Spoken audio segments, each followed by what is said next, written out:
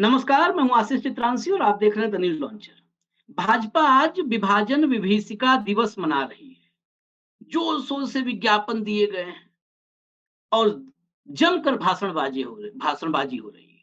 बड़े बड़े जो हिंदुत्व के पैरोकार हैं जैसे योगी आदित्यनाथ, गिरिराज सिंह, ये सारे आज फिर जुबान खोल रहे हैं और नफरत उगल रहे हैं।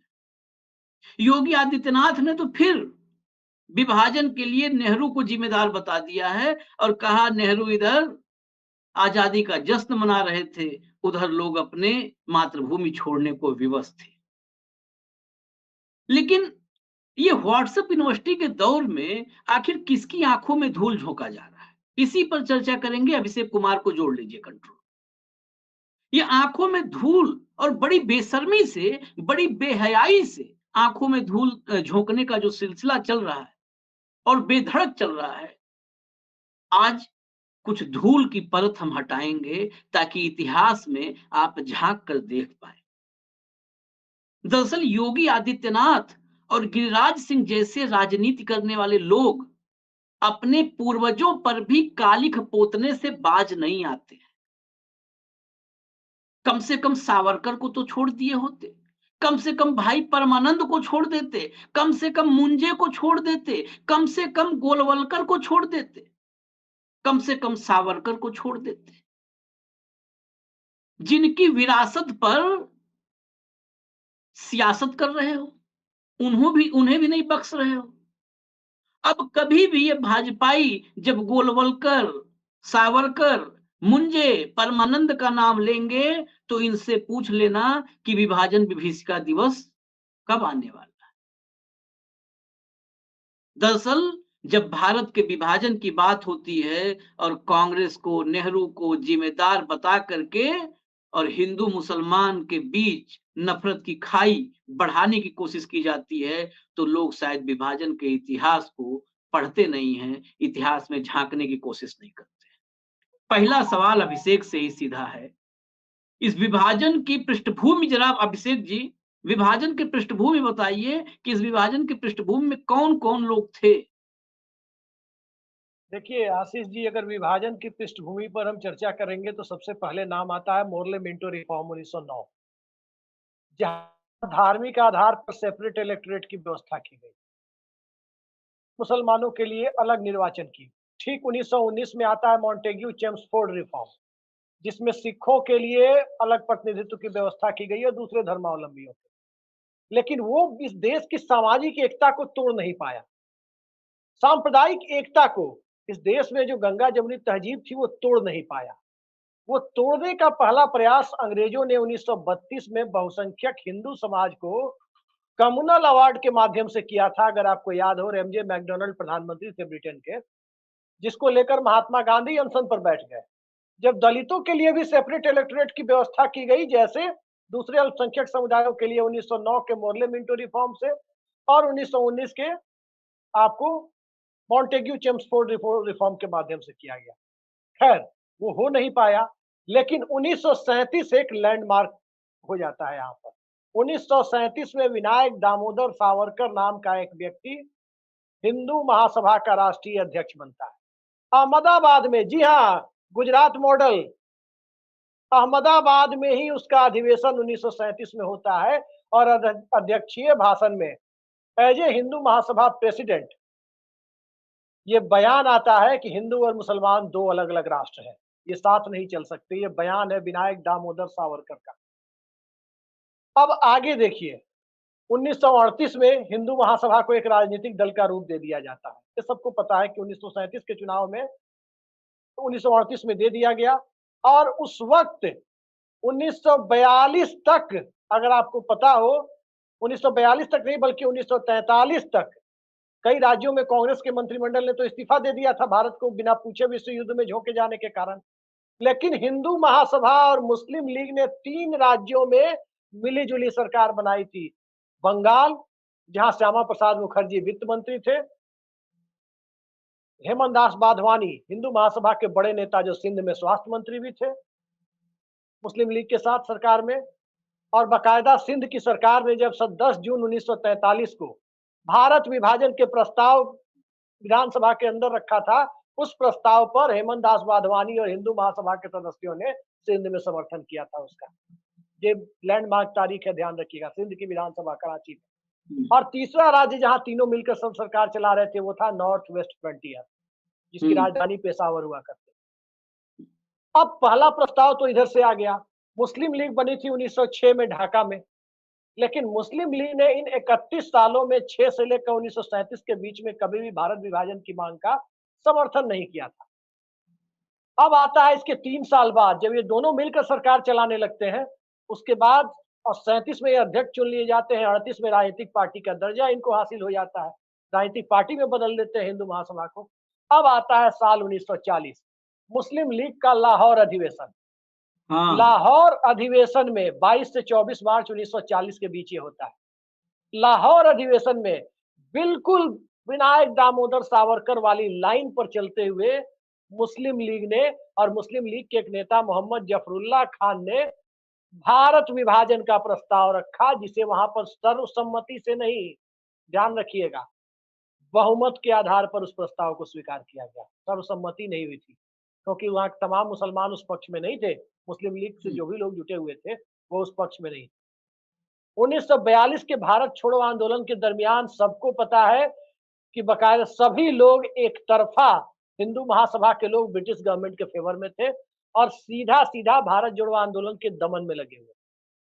श्यामा प्रसाद मुखर्जी जो बंगाल में फाइनेंस मिनिस्टर थे, मुस्लिम लीग के मुख्यमंत्री, फजलुल हक की सरकार में श्यामा प्रसाद मुखर्जी ने बकायदा चिट्ठी लिखी थी बंगाल के गवर्नर को कि कैसे दमन किया जाए इस आंदोलन का।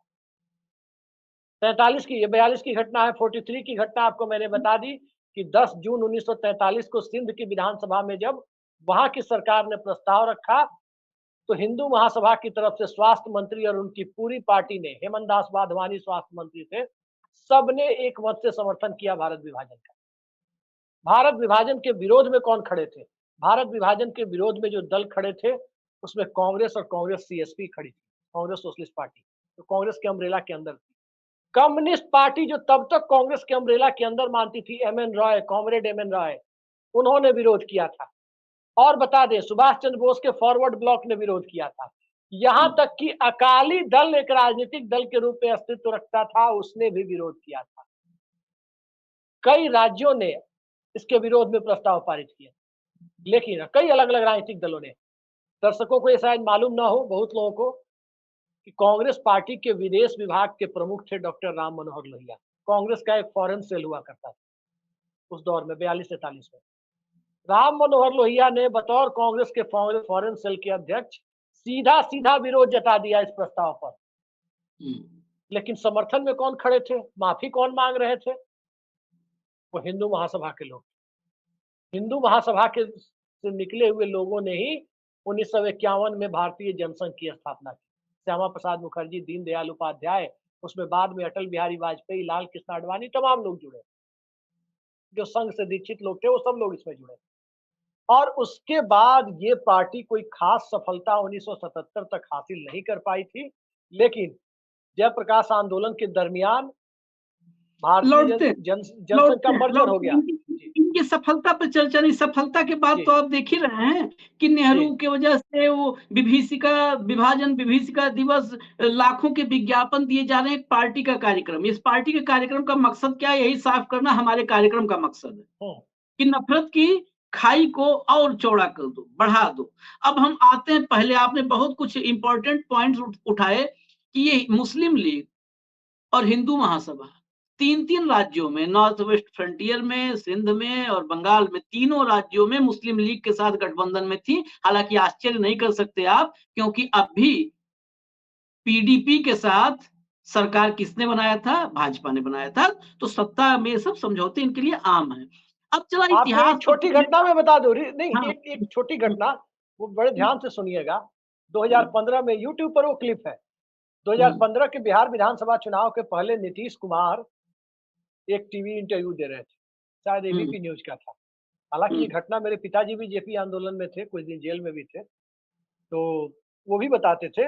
लेकिन नीतीश, चूंकि अपने पिताजी वाली बात तो हम रिकॉर्ड करके रखे नहीं है, लेकिन नीतीश जी वाली बात रिकॉर्डेड है।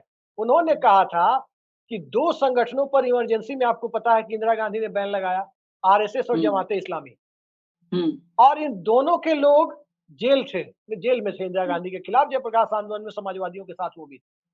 और जेल के अंदर नीतीश कुमार, ये बकौल नीतीश कुमार मैं कह रहा हूं, ये ऑन रिकॉर्ड बयान है, जेल के अंदर इन दोनों की गाढ़ी दोस्ती देखकर सबको आश्चर्य होता था, जमाते इस्लामी और संघ के लोग। हम्म।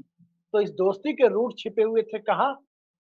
वो सावरकर और मुस्लिम लीग के चलिए समय से। ये आपने बड़ा अच्छा बताया। और उस दोस्ती को देख करके 77 में देखा था नीतीश कुमार ने, इंतजार करते करते बड़ा वक्त लग गया उस दोस्ती में शामिल होने में, 2 में तीसरा बनने में। उस दोस्ती को देख करके बड़ा उनको कोफ्त हो रही थी कि इस दोस्ती में मैं क्यों नहीं हूं, तो उसमें वो भी शामिल हुए जी, और बड़ी बेशर्मी से शामिल हुए। अब कुछ और मैं मतलब on record statement in out बताता हूं। जो मैंने शुरुआत की थी भाई परमानंद, इस 2 राष्ट्र के सिद्धांत के शुरुआत अगर कोई करता है तो परमानंद के होता है स्टेटमेंट से। 1908 में परमानंद ने स्टेटमेंट ये दिया, ये कहते हैं, बकायदा लिखते हैं ये, एक उर्दू में ही लिखे हैं इन्होंने, एक साहित्य लिखा, और उसमें लिखा कि सिंध के बाद की सरहद को अफगानिस्तान से मिला दिया जाए, जिसमें उत्तर पश्चिमी सीमावर्ती इलाकों को शामिल करके एक महान मुस्लिम राज्य स्थापित कर लें।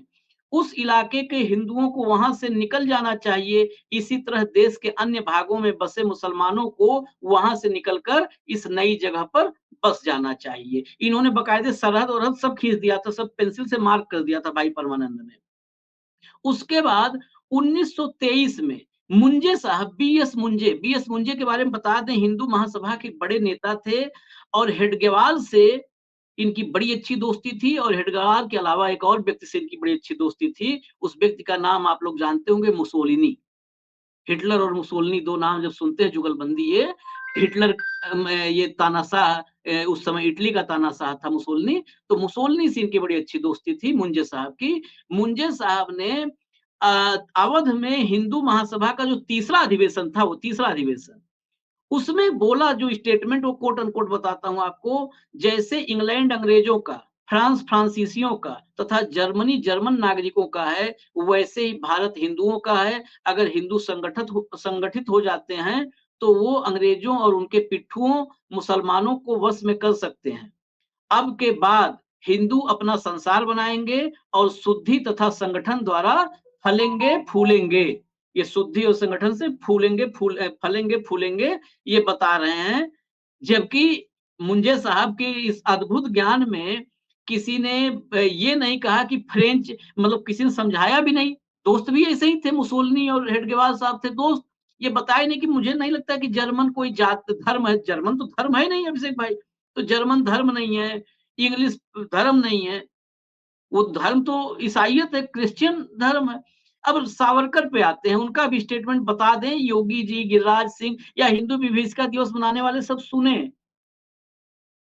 ये सावरकर ने लिखा है कि ईसाई और मोहम्मडन जो कुछ समय पहले तक हिंदू ही थे, ज्यादातर मामलों में जो अपनी पहली ही पीढ़ी में नए धर्म के अनुयायी बने हैं, भले ही हमसे साझा पितृभूमि का दावा करें और लगभग शुद्ध हिंदू खून और मूल का दावा करें, लेकिन इन्होंने एक नई संस्कृति अपनाई है, इस वजह से ये हिंदू नहीं कहे जा सकते हैं।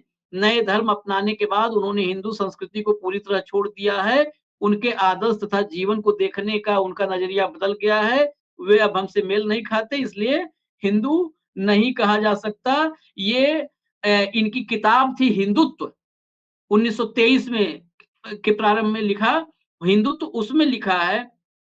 और 37 में जो अभी 37 में, उस पूरा स्टेटमेंट को बता दूं क्योंकि अभी अभिषेक भाई ने उसकी चर्चा की थी, पूरा स्टेटमेंट 37 में अहमदाबाद जिसकी चर्चा अभी की उन्होंने, गुजरात मॉडल, 19वां राष्ट्रीय अधिवेशन था। उसमें बोला सावरकर ने, फिलहाल हिंदुस्तान में 2 प्रतिद्वंदी राष्ट्र पास पास रह रहे हैं। कई अपरिपक्व राजनीतिज्ञ यह मानकर गंभीर गलती कर बैठते हैं कि हिंदुस्तान पहले से ही एक सद्भावपूर्ण राष्ट्र के रूप में ढल गया है, या सिर्फ हमारी इच्छा होने से ही इस रूप में ढल जाएगा। यानी बिल्कुल खारिज कर दिया कि हिंदू मुसलमान एक सद्भावपूर्ण राष्ट्र के रूप में ढल सकते हैं। आज यह कतई नहीं माना जा सकता कि हिंदुस्तान एक एकता में पिरोया हुआ और मिला-जुला राष्ट्र है। साफ खारिज कर रहे हैं ये। बल्कि इसके विपरीत हिंदुस्तान में मुख्य तौर पर 2 राष्ट्र हैं, हिंदू और मुसलमान। ये सावरकर ने 1937 में अहमदाबाद में हिंदू महासभा के 19वें राष्ट्रीय अधिवेशन में कहा था। अब गुरु गोलवलकर की भी बात कर लें। गुरु गोलवलकर ने मुसलमानों और ईसाइयों को चेताते हुए कहा था, उन्होंने बाकायदा एक किताब भी इस पर लिखी है। गोलवलकर की किताब है 1939 में प्रकाशित हुई थी, we and our nationhood defined. इस किताब में लिखते हैं गोलवलकर कि अगर वह ऐसा नहीं कर सकते तो उन्हें बाहरी लोगों की तरह रहना होगा। वे राष्ट्र द्वारा निर्धारित तमाम नियमों से बंधे रहेंगे। उन्हें कोई विशेष सुरक्षा प्रदान नहीं की जाएगी, ना ही उनके कोई विशेष अधिकार होंगे। इन विदेशी तत्वों के सामने केवल 2 रास्ते होंगे, या तो वो राष्ट्रीय नस्ल में अपने आप को समाहित कर लें, या जब तक यह राष्ट्रीय नस्ल चाहे तब तक वे उसकी दया पर निर्भर रहें, अथवा राष्ट्रीय नस्ल के कल्याण के लिए देश छोड़ जाएं। अल्पसंख्यक समस्या का देखिए यही आशीष जी, एकमात्र, बस आशीष जी, पढ़ दूं, खत्म कर रहा हूं पढ़ के। एकमात्र यही उचित और तर्कपूर्ण हल है। इसी से राष्ट्र का जीवन स्वस्थ एवं विघ्न विहीन होगा। राज्य के भीतर राज्य बनाने जैसे विकसित किए जा रहे कैंसर से राष्ट्र को सुरक्षित रखने का केवल यही उपाय है। प्राचीन चतुर राष्ट्रों से मिली सीख के आधार पर यही एक दृष्टिकोण है, जिसके अनुसार हिंदुस्तान में मौजूद विदेशी नस्लें अनिवार्य हिंदू भाषा व संस्कृति को अंगीकार कर लें, हिंदू धर्म का सम्मान करना सीख लें तथा हिंदू वंश संस्कृति, हिंदू राष्ट्र का गौरवगान करें। वे अपने अलग अस्तित्व की इच्छा छोड़ दें और हिंदू नस्ल में शामिल हो जाएं, या वे देश में रहें। संपूर्ण रूप से राष्ट्र के अधीन किसी वस्तु पर उनका दावा नहीं होगा, न किसी सुविधा के अधिकारी होंगे। उन्हें किसी मामले में प्राथमिकता नहीं दी जाएगी, यहाँ तक कि नागरिक अधिकार भी नहीं दिए जाएंगे। ये इनका स्टेटमेंट है। आशीष अब जी, बताइए, बड़ी चीज, बहुत सारे ऐसे बड़ी चीज स्टेटमेंट आपने हैं, लेकिन आप यहीं पे रुकते हैं। हाँ। गोलवलकर, मुंजे और सावरकर सबको आपने कोट किया। चूंकि मैं वीडियो संक्षेप में रखना चाहता था इसलिए कोट करने से बच रहा था। खैर, हुँ, सारी चीजें आपने कह दी। एक चीज हुँ, जान लीजिए, पूरी दुनिया में दक्षिण पंथ एक ऐसी विचारधारा है, ये हुँ, बात सिर्फ हिंदू महासभा की, आरएसएस की नहीं है या मुस्लिम लीग की ही नहीं है। दक्षिण पंथ एक ऐसी विचारधारा है पूरी दुनिया में जहां आदिकाल से लेकर आज तक इसका कोई आर्थिक एंड सामाजिक दर्शन आपको नहीं मिलेगा। Social and economic hmm, philosophy आपको नहीं मिलेगी, जिसके आधार पर नागरिक समाज का निर्माण होता है, जिसके आधार पर सोसाइटी एक यूनिट के रूप में इवॉल्व होती है, जिसके आधार पर व्यक्ति अपने तरक्की के सपने देख सकता है, और जिसके आधार पर व्यक्ति और समाज राष्ट्र नाम की अवधारणा को मूर्त रूप देने की सोच सकते हैं। ये बात राष्ट्र की करेंगे, लेकिन इकोनॉमिक एंड सोशल फिलॉसफी नहीं होगी। बिना हुँ, इकोनॉमिक एंड सोशल फिलॉसफी के कोई राष्ट्र आज तक बना है क्या? आज तक बता दीजिए कि कोई राष्ट्र बना हो? नहीं बना है। और यही इनके फेल्योर का कारण है, और क्योंकि ये सामाजिक वास्तविकता को स्वीकार नहीं कर सकते। आज की तारीख में पूरी दुनिया में चले जाइए, हुँ, जब डेमोक्रेसी ये शासन का सबसे सफलतम और बेहतर रूप है, डेमोक्रेसी जिसमें मानवाधिकार से लेकर सिविल सोसाइटी से लेकर आपकी तरक्की, आपके सपने, सब कुछ इसमें समाहित है, उस डेमोक्रेसी को ये स्वीकार करने को तैयार नहीं। इन्होंने तो तिरंगे को ही स्वीकार नहीं किया था। हुँ, संघ की बात करें, तिरंगे को ही मानने को तैयार नहीं थे कि ये भारत का राष्ट्रीय ध्वज है। आज तिरंगा हुँ, लेकर के घूम रहे हैं और तिरंगा हुँ। यात्रा कर रहे हैं। अच्छी बात है, देर हर आए दुरुस्त आए। हर सुबह घर का भूला तिरंगा शाम को अभियान। घर लौटा है, सुबह का भूला शाम को घर लौटा है तो भूला नहीं कहते, लेकिन नहीं, ढंग नहीं, से नहीं, लौटे तब नहीं, तो। नहीं, ना, ना, यहाँ पे भूला वाली बात मैं नहीं कहूँगा, यहाँ पे ज़्यादा प्याज काटने वाली बात फिट बैठती है। जी, जिन्होंने नहीं, नहीं, देखिए, 50, 60 साल, 70 साल तक तिरंगा नहीं लहराया अपने मुख्यालय में, आज हर घर तिरंगा अभियान का हिस्सा बन रहे नहीं, हैं। नहीं, तो देखिए, ये प्याज ज़्यादा काट रहे हैं, आशीष बस जी, यही। आशीष जी, हुँ, हम लोग अपने हुँ, स्कूल के टाइम एक क्रिकेटर को देखते थे पाकिस्तान में, यूसुफ हुँ, योहाना। वो हुँ, क्रिश्चियन समाज से आते थे, बड़े अच्छे बैट्समैन, मेरे फेवरेट बैट्समैन में से एक हुँ, हुआ करते थे। हुँ, बहुत अच्छी बैटिंग करते थे, इससे इनकार नहीं कर सकते। लेकिन जब वो उन्होंने इस्लाम धर्म स्वीकार किया, धर्म परिवर्तन किया, तो पाकिस्तान के जो असली, जो मूल रूप से मुसलमान क्रिकेटर थे, वो भी इतनी बड़ी-बड़ी दाढ़ी नहीं रखते थे, जितनी बड़ी दाढ़ी यूसुफ योहाना ने रख ली थी। यानी हुँ, उनसे ज़्यादा बड़ा मुसलमान उनको साबित करने की कोशिश में हुँ, थे। यही काम आजकल ये लोग करते हैं, जो नए-नए भाजपा में आए हैं, हेमंता बिस्व शर्मा जैसे लोग, कुछ भी बोलते रहते हैं। अब संघ वाली जो नई ब्रीड आई है, आप देखिए जेपी नड्डा को, नरेंद्र मोदी की गुड बुक में नहीं थे 2014 के पहले, लेकिन जब आए तो क्या कहने लगे, देवताओं के देवता और पता नहीं क्या क्या बोलने लगे। गिरिराज सिंह को देखिए क्या बोल, कौन जानता था, जब तक उटपटांग बयान गिरिराज सिंह ना देते तब तक गिरिराज सिंह का नाम आप नहीं सुनते। बिहार में कभी विधानसभा का चुनाव नहीं जीते थे, विधान परिषद से आए थे पहली बार। गिरिराज सिंह कोई बड़े नेता नहीं है, लेकिन गिरिराज सिंह देखिए आजकल नरेंद्र मोदी के, अगर आपके अंदर मूर्खता भरी बातें करने का टैलेंट है कि आप जितने बड़े मूर्ख हो सकते हैं, जितनी बड़ी मूर्खतापूर्ण बातें कर सकते हैं, आप नरेंद्र मोदी और अमित शाह की नजर में हीरे हैं। वो चुनाव करना जानते हैं कि कहां से किसका चुनाव। देखिए त्रिपुरा में एक मुख्यमंत्री बनाया गया था जब भाजपा की नई नई सरकार बनी थी, बतख से ऑक्सीजन और क्या क्या बोलते थे। यूपी में एक डिप्टी सीएम बने थे, क्या बोलते थे, सीता टेस्ट ट्यूब बेबी है। एक से एक मास्टरपीस उठा उठा करके इन लोगों ने लाया। और खुद प्रधानमंत्री की अपना इतिहास ज्ञान देखिए ना, भगत सिंह अंडमान जेल गए, चंद्रगुप्त मौर्य गुप्त वंश के महान शासक थे, ये बात उन्होंने पटना में जाकर 25 अक्टूबर 2013 को कहा था। बिहार के महान लोगों ने गंगा तट से भगा दिया था सिकंदर को। ये सारा इतिहास ज्ञान हम सुन चुके हैं। उनकी बात मत करिए, हरि अनंत हरि कथा अनंता, कहे सुने तो नहीं, देखिए नर्सरी, जिस नर्सरी से आए हैं आप उस नर्सरी की चर्चा कर रहे हैं, तो सबसे बेहतरीन प्रोडक्ट की भी चर्चा कर लीजिए। आप ये मलिहाबाद देखिए, आप करेंगे दशहरी आम की चर्चा और मलिहाबाद की चर्चा नहीं हो, कैसे हो सकता है? आप ये बताइए, मलिहाबाद के दशहरी की चर्चा कैसे नहीं होगी? उनपे अकेले हम भाई परमानंद, वीर सावरकर, मुंजे और गोलवलकर, सबकी बात आप आधे घंटे 25 मिनट में समेट लेंगे। उनके लिए अकेले 20-25 दिन चाहिए। क्या क्या बताएंगे, गोरखनाथ कबीर, कौन कौन साथ बैठा, नाली से गैस निकली, बांग्लादेश की आजादी में जेल गए, क्या क्या बताएंगे? देखिए होता क्या है, जब आपके पास अपनी लीगेसी नहीं होती है तो आप दूसरे की लीगेसी को छोटा करने की कोशिश करते हैं। ये एक बहुत बड़ा शाश्वत सत्य है। जब मुसोलिनी और हिटलर ये सेकेंड वर्ल्ड वॉर के टाइम निकले थे, तो सबसे पहले जानते हैं क्या करते थे? जिस देश में जाते थे वहां लूट मार मचाते थे, वहां क्या करते थे? उस देश की आर्काइव को सबसे पहले ढूंढते थे कि इनको नष्ट करो। अगर आपने इतिहास पढ़ा हो तो पता होगा आर्काइव को नष्ट क्यों करते थे, कि लोगों का अपने इतिहास, अपने वैल्यूज के साथ उनका कनेक्शन टूट जाए, वो खत्म हो जाए। ये वही काम करते हैं। ये हिंदुत्व की बात करेंगे, लेकिन हिंदुत्व की अवधारणा को ये गौतम बुद्ध और उसके पहले से ऋग्वैदिक काल से नहीं मानेंगे। ये इंडस वैली सिविलाइजेशन के सेकुलर जो ट्रेस मिलते हैं उससे नहीं मानेंगे। ये लोथल की चर्चा करेंगे, कालीबंगा की चर्चा करेंगे, ये मोहनजोदाड़ो की चर्चा करेंगे, लेकिन वहां का समाज कितना सेकुलर था कि शवों को दफनाया भी जाता था, जलाया भी जाता था। विभाजन विभीषिका की चर्चा ये क्यों करते हैं? क्योंकि इनके पास अपनी 10 साल की उपलब्धियां गिनाने के लिए नहीं है। विभाजन एक सत्य है, जो विभाजन हुआ था, और उस विभाजन के लिए 3 जून 1947 को सबसे अंत में कांग्रेस पार्टी तैयार हुई थी। उस दौर में ये बात भी सत्य है, विभाजन के लिए कोई तैयार, न तो गांधी तैयार थे, न पटेल तैयार थे, न नेहरू तैयार थे। सबसे पहले कांग्रेस के अंदर कोई तैयार हुए तो पटेल ही तैयार हुए। ये बात भी सत्य है। हम सरदार पटेल के प्रति बहुत आदर है, वो भी बहुत मुश्किल से तैयार हुए थे, क्योंकि हालात इस हद तक पहुंच गए थे कि रोका नहीं जा सकता था। जो लोग आज विभाजन विभीषिका दिवस मना रहे हैं, वो कहां थे तब? वो कहां बैठे हुए थे? उनका कोई योगदान दिखता है कि वो कहीं कुछ कर रहे हो? कुछ नहीं कर रहे थे। यही निष्कर्ष आप अब जो फाइनली निष्कर्ष पे आए, यही निष्कर्ष। और 16 अगस्त को जब डायरेक्ट 16 अगस्त को जब मुस्लिम लीग ने डायरेक्ट एक्शन डे मनाया, उस दिन क्या उसके विरोध में सड़क पर आए? नहीं आए।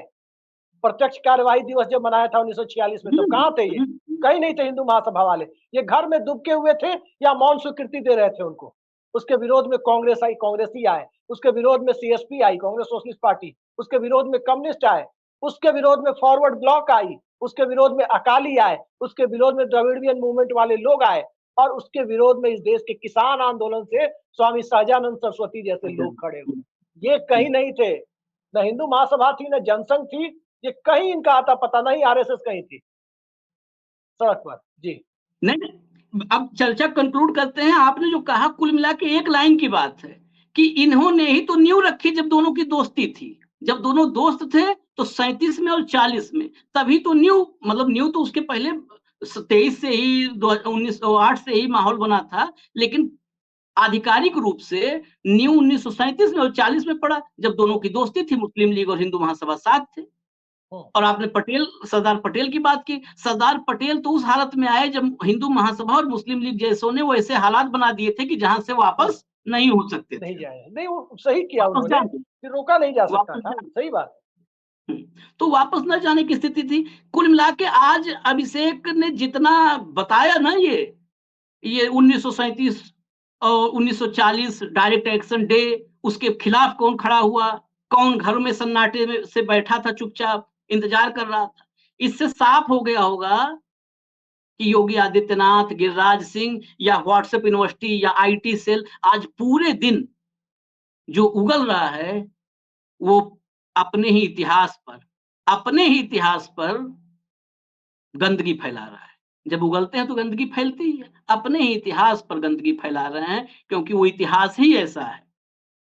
और बात हुई विरोध कौन किया, कांग्रेस से, कांग्रेस की ही बात, कांग्रेस में जैसे सबने विरोध किया था, मौलाना आजाद थे जो आखिर तक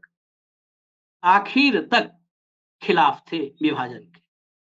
सीमांत गांधी जिनको कहते हैं, खान अब्दुल गफ्फार खान, आखिर तक सीमांत गांधी लोग प्यार से कहते हैं, आखिरी तक वो भारत के विभाजन के खिलाफ थे। तो भारत के विभाजन के खिलाफ मुसलमान भी थे, आशीष जी भारत के एक विभाजन के लाइन इसमें खिलाफ जोड़ देंगे, हिंदू भी। हाँ। आशीष जी एक लाइन जोड़ देंगे, दर्शकों की जानकारी के लिए जरूरी है। आपने खान अब्दुल गफ्फार खान का नाम लिया, सरहदी गांधी का। मोदी जी इसे खान मार्केट गैंग कहते हैं। उनके भाई खान अब्दुल जब्बार खान के नाम पर वो खान मार्केट है। और विभाजन से जो हिंदू भारत आए थे, जो अल्पसंख्यक वहाँ के हिंदू और सिख भारत आए थे, उनको भारत में रिहेबिलिटेट कराने के लिए उन्होंने अपनी जिंदगी लगा दी, खान अब्दुल जब्बार खान ने, जिनके नाम पर खान मार्केट है। और ये लोग शर्मिंदगी की हद तक, मतलब गिरा देते हैं इस हद तक कि खान मार्केट गैंग। हिंदुओं का सर शर्म से झुक जाता है जब कोई खान मार्केट का नाम, इतने महान आत्मा का नाम खान मार्केट गैंग कहकर, गैंग शब्द का इस्तेमाल करे, तो निश्चित तौर पर इस देश के इतिहास के आसमान पर थूकने की बात नहीं है, महापुरुषों पर थूकने की बात नहीं है, थूक अपने ऊपर लेने की बात। उन्हें पता ही नहीं है खान अब्दुल गफ्फार खान क्या थे, कौन थे। जिन्होंने न इतिहास पढ़ा न इतिहास गढ़ा, दो बातें होती है, गढ़ा भी नहीं इतिहास और पढ़ा भी नहीं इतिहास, तो यही हालत होगा। खैर चलिए, अगर थोड़ी भी शर्म बाकी है तो विभाजन विभीषिका दिवस पर याद कर लीजिएगा, जितने नाम अभी गिनवाए हैं अभिषेक जी ने, उनको भी याद कर लीजिएगा और विज्ञापनों में लिखवा दीजिएगा, सावरकर, मुंजे, भाई परमानंद गोलवलकर, ये भी लिखवा दीजिएगा। अगली बार से अगर आप लोग ये लिखवाने लगेंगे विज्ञापन में तो बड़ा स्वागत योग्य होगा, कम से कम सबके चेहरे सामने आ जाए। इजाजत दीजिए, न्यूज लॉन्चर देखते रहिए, नमस्कार।